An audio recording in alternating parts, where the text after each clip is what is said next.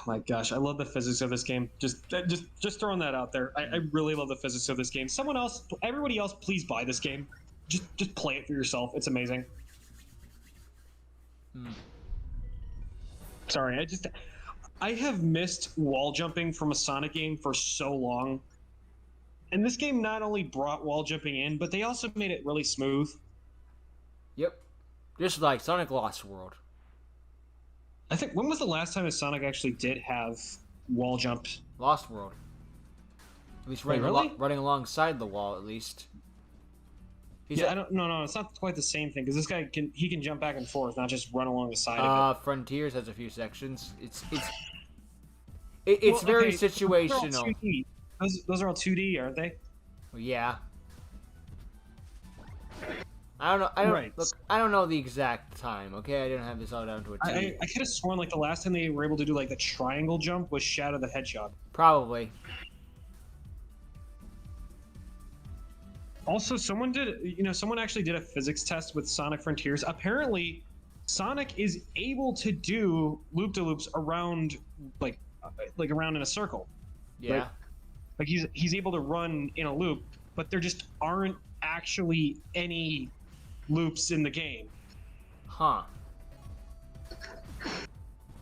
Maybe that's something for the DLC to add. A loop-de-loop. Yeah. An entire DLC for specifically just adding a loop-de-loop, and that's it. Worth it!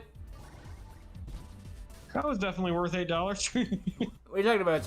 It's free, but how much is it? What are you selling? I know. I just wanted to say that because it'd be hilarious. I know. I'm just thinking of the Simpsons video. So like, it's free, but what is it? How much are you selling it for? Free, yes, but how much is it? Or something like that. If something is free, then you are the product. Yeah, there's always got to be. It's always hard to trust someone whenever they say free anything. Yeah, it's free. What's the catch? Yeah, it is. Yeah, it's free. What's the catch? No catch. I don't believe you. Why would I believe you? I've lived on this earth too long to trust humans instinctually. Yeah. I mean, it's like Genshin Impact. You got to know there's some way they're making a lot more money than what they actually are. Yeah. Like you don't get a game that high quality without making money somehow. Well, it's all backed up by the Chinese government, actually. Oh well, that makes more sense. That's just that I can't prove that. Yeah. I don't know. I don't know. I think as a human race, we're all a lot less trusting than we used to be. But let's be fair, it's not unfounded at this point. Well, the thing is that the thing on top of the humans are at the top of the food pyramid, and that means that the only threat to humans are humans. I guess. I don't know. But anyway, what else we got? Oh my gosh, I love the rail grinding. Sorry, it's just I can never compliment this game enough. The freaking creator just comes down from the heavens. Thank you for praising my game. I mean, he deserves a lot. He deserved a lot more than he got for making this game. Like, yep. Crazy is that he pretty much did the entire thing by himself. The only thing he really didn't do was music design. Yeah. Because everyone has their limitations. Right. I don't know. I find it hilarious that this guy's able to do this much in that amount of time, and yet Nintendo with an army of 100 people can't get a functional Pokemon game out. Well, they only got a year to make it. I guess. I've heard that's another weakness of Nintendo versus a fan. The fan can take as long as he wants because no one's expecting it at a good time. Nintendo, get it to me now. I think he made it in like what, 3 years? I don't know. Well, either way, any way you want to divide it, you got 100 people working on a game versus actually more like 100. Well, it's 100 plus people working on a game versus one guy working on a game. I don't know. Yeah. Divide the difference. Like if it takes, even if it took him 5 years, he's still working 20 times faster than everybody else. I guess, yeah. Oh yeah, and it also has downward momentum. I don't know if I mentioned that. Interesting. You run downhill, you go faster. Nice. Well, no, basically it has like if you stomp while on a downward ramp, you'll actually pick up momentum from that. Huh. Interesting. Yeah. It's pretty nice. Yes. It is. Although now I am kind of a little bit running out of topics, but there is one other topic I did want to talk about, and that is transformations. Yes. I know it's not really, we're not really segueing into it, but yeah, I wanted to talk about transformations because after all, the Sonic Frontiers did just come out, and for some reason, Supersonic has never felt more hype whenever you use it. Which is weird because in the old games, like, okay, you see him once a game, and now it's like you're seeing him like 4 times in this game. So, but it's more hype this time. Right. So I gotta wonder, why does it feel more hype when things like Super Saiyan, you feel less and less hype every time you see it? Well, well, that one I can explain simply because you're controlling it in this regard. Well, okay. You watch Super Saiyan. You play Supersonic. Wait, no. I mean, you play a Super Saiyan Goku in Xenoverse and in Fighter Z. Oh yeah, but okay then, fair enough. I mean, personally, I think it's just like the excess amounts of transformations that they give to their characters. Well, yeah. I mean, I think a lot of jump. I think we mentioned this before when we were talking, like in private on DMs, but a lot of jump shonen characters really just they get way too many transformations. True. Even and now even Ultra Instinct apparently is not as cool as it was. Well, it is, but it just feels like it's been milked to death. But it's a consequence of being the new Super Saiyan. Yeah. We're gonna put you in all the merch. There is a theory I kind of have about what transformation should be. Mm-hmm.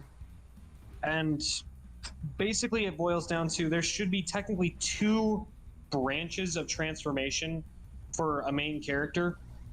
One is an uncontrollable one that he/she is afraid to use, but it ends up being a last resort in dire circumstances, and it can't really be controlled. Superpowered rage state or something like that, yeah. Second one would be one that's built up and hyped up over a long period of time. Well, it doesn't need to be too long, but similar to the actual Super Saiyan transformation. Yep.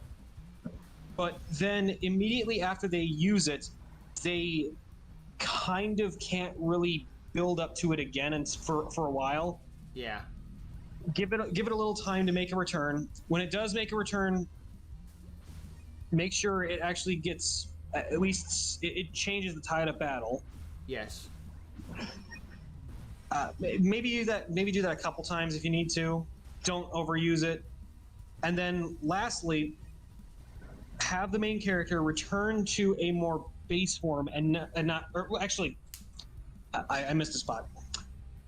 Have the main character realize that the new transformation they have, this overpowered transformation, is becoming a crutch for them. And then have them try to return to and master their original uncontrolled transformation. I see, yeah. Additionally, their base form. Makes sense. Because if you try to follow the same line as like Naruto, Dragon Ball, or even kind of One Piece, you're just going to go on the same route that they did and just have a new transformation every week that makes the first one less and less cool. Yep. And by proxy, they also become less cool with each transformation. I mean, nobody cared when Super Saiyan Blue dropped. Exactly, because there was no build up to it, no hype. Right, there was no build up, no hype, and additionally, it felt like it felt like Super Saiyan Red, but less cool. Yeah, no fire aura. Right. I mean, Super Saiyan Red, at least, there was not only some build up to it, but also it was something that couldn't be achieved through normal means. That was the No. thing that made that one unique. Yep. Similarly, I don't know. I don't really know too much about the One Piece transformation, so you'd probably have to be the authority on that one. Oh god. I don't know. What? What, you don't want to be? Well, I just thought I'm not much of an expert on it. I mean, you did tell. I believe you told me there's like that Luffy has like 4 different gear transformations. They're called gears, right? Yes, they're called gears. He's got 5 of them now. Oh, really? Yeah, and they're actually spaced out pretty well. It's not like he's getting a new transformation every single week. Right. I think one thing you did mention that I did like is that there seems to be a drawback to using them. Yes, the gear, the second gear, he has 5. I say he has 5 gears, but the first one is his base form, so it doesn't even really count at that point. The second, Okay. His gear second is basically like a Kaioken. It's that it can increase his speed and power, but it's you're overflowing your bloodstream, so it's like when you bleed, you're gonna bleed a lot more and could bleed out. Okay. Gear. So Yeah.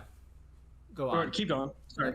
Gear 3 is one where it's like he puts all of his energy into like so he can make like giant fists or kicks or something like that for like a limited period of time. But once it runs out, he is going to become a tiny little chibi character for like 5 minutes or whenever he gets to build up his energy back up. Oh, I see. So Yeah.